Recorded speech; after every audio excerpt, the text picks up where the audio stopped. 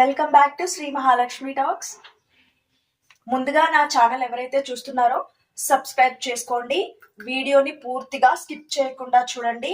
అందరికీ చిన్నపిల్లల నుండి పెద్దవాళ్ళ వరకు ఉపయోగపడే వీడియోలు మాత్రమే మేము చేస్తున్నాము.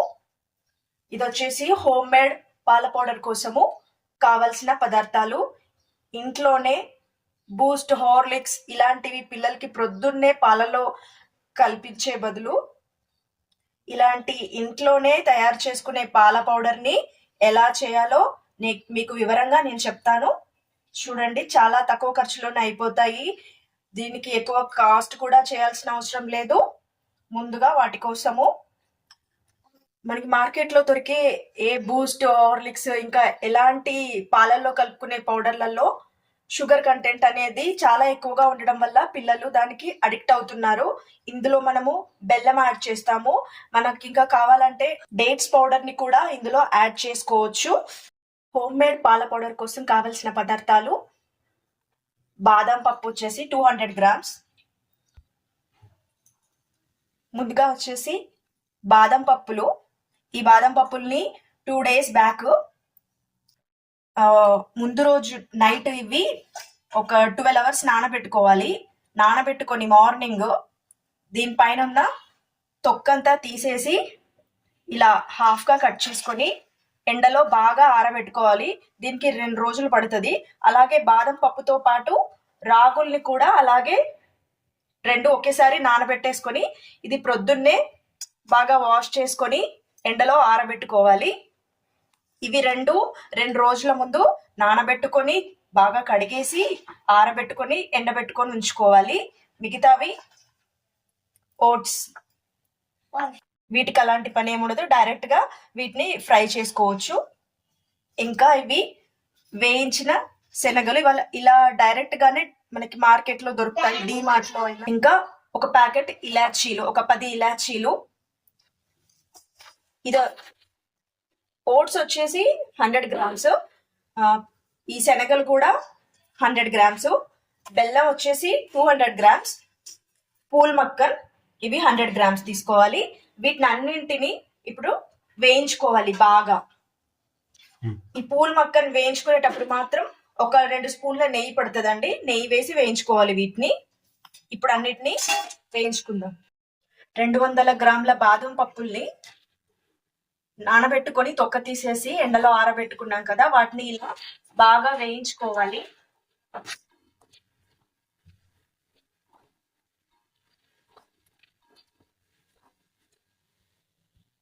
తర్వాత రాగుల్ని కూడా ఇలా వేయించుకోవాలి బాగా.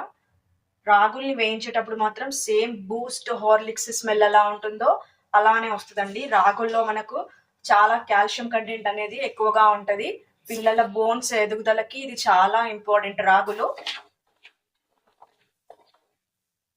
చిన్న మంట మీద చాలా సేపు వేయించుకోవాలి వీటిని. ఓకే అండి, రాగులు బాగా వేగిపోయి మంచి స్మెల్ వస్తుంది. ఇప్పుడు వీటిని తీసేసుకుందాము ఒక బౌల్లోకి. తర్వాత ఓట్స్ ని కొద్దిగా వేయించుకుంటే సరిపోతుంది. ఓట్స్ మనకి బాగా వేగిపోయాయి. దీన్ని కూడా బౌల్లోకి షిఫ్ట్ చేసుకుందాము. ఓకే అండి, ఇప్పుడు తర్వాత పూల్ మక్కను వేయించుకుందాము. దీనికోసము 1 స్పూన్ నెయ్యి వేసుకొని వేయించుకుందాము. పూల్ మక్కను వేగిపోయాయండి. ఇలా చేతితో ఇలా అంటే ఇలా క్రష్ అవ్వాలి ఇది మొత్తం. అప్పుడు పర్ఫెక్ట్ గా వేగినట్టు పూల్ మక్కను.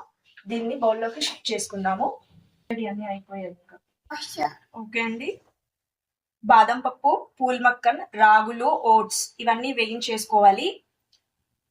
ఈ శనగలు అనేటివి డైరెక్ట్ వేయించినవే కాబట్టి వీటిని వేయించుకునే పని లేదు, డైరెక్ట్ గా మిక్సీలో వేసుకోవచ్చు. ఇది వచ్చేసి బెల్లం పౌడరే తీసుకున్నాను నేను. బెల్లం కాకుండా బెల్లం పౌడరే. వీటిని గ్రైండ్ చేసుకున్న తర్వాత ఈ పౌడర్ ని అందులో కలిపేసుకోవడమే. ఇవన్నీ చాలా మెత్తగా పౌడర్ చేసేసుకున్నాను. వీటికి మాత్రం అస్సలు తేమ తగలకుండా చూసుకోండి, పాడైపోద్ది. స్టోర్ చేయాలి కాబట్టి అస్సలు తేమ తగలకూడదు, ఎన్ని రోజులైనా పాడవకుండా ఉంటది. ఇలా అన్నిటిని బాగా మిక్స్ చేసుకోవాలి. లాస్ట్ లో ఈ బెల్లం పౌడర్ ని కలిపేసుకుందాం. దీన్ని బాగా చేత్తో కలుపుకోవాలి. పొడి మొత్తం చాలా మిక్స్ అయిపోవాలి.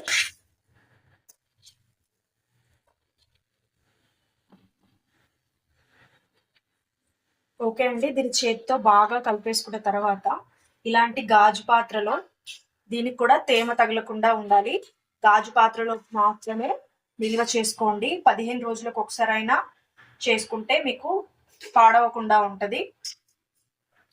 ఇందులో మీరు ఎక్స్ట్రా ఇంకా వాల్నట్స్, పిస్తా, జీడిపప్పు, గుమ్మడి గింజలు, పొద్దుతిరుగుడు పువ్వు గింజలు, ఇంకా అలాంటి టేస్ట్ ఏమైనా కావాలంటే ఆ గింజలు పౌడర్ చేసి కూడా కలుపుకోవచ్చు.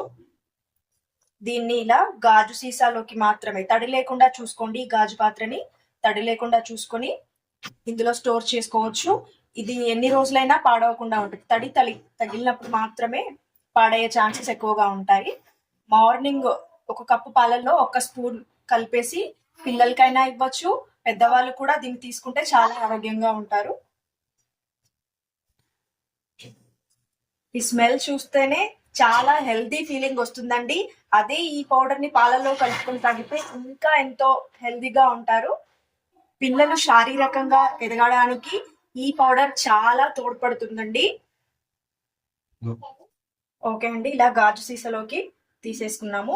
చల్లారిన తర్వాత మాత్రమే గాజు సీసాలో వేసుకొని క్యాప్ క్లోజ్ చేసేసుకోండి. గాలి, తేమ అసలు పోనివ్వకూడదు. ఇందులోనే 1 స్పూన్ పెట్టేసుకొని వాడుకోండి. వేరే స్పూన్ స్టీల్వి అలా తీసినప్పుడు తేమ తగులుతుంది. ప్లాస్టిక్ స్పూన్ ని ఇందులోనే పెట్టేసుకోండి. నేను చేసే చాలా పౌడర్లలో ఇది ఒక రకం అండి. దీన్ని ఇంకా మీరు లడ్డూలా కూడా చేసుకొని పిల్లలకి రోజు 1 అలా ఇవ్వచ్చు. దీంట్లో ప్రతి ఒక్క ఐటమ్ హెల్దీ అండి, చాలా హెల్దీగా ఉంటుంది పౌడరు. మీరు కూడా ఇంట్లో చేసి దీన్ని వాడండి. చేసిన తర్వాత కామెంట్ బాక్స్ లో నాతో షేర్ చేసుకోండి మీకు ఈ టేస్ట్ ఎలా ఉందో. మీకు చేయడంలో ఏమైనా డౌట్స్ ఉంటే కామెంట్ బాక్స్ లో నన్ను అడగండి, నేను మళ్ళీ మీకు వివరంగా చెప్తాను. ఈ వీడియో మీకు నచ్చినట్లయితే లైక్ చేయండి, షేర్ చేయండి, కమెంట్ చేయండి. నా ఛానల్ ని మాత్రం సబ్స్క్రైబ్ చేసుకోండి. ఓకే, బెల్ బటన్ ప్రెస్ చేయడం మాత్రం మర్చిపోకండి. మేము చేసే ప్రతి వీడియో మీకు నోటిఫికేషన్ లా రావాలంటే బెల్ మాత్రం కంపల్సరీ కొట్టండి. ఆ బెల్ బటన్ నొక్కడం వల్ల మాకు అదొక ఇలాంటి పాల పౌడర్ లా పనిచేస్తుంది. దీనివల్ల మేము ఇంకా ఎంకరేజ్ అయ్యి మీ వల్ల చాలా వీడియోలు చేయగలుగుతాము. ఓకే అండి, బాయ్.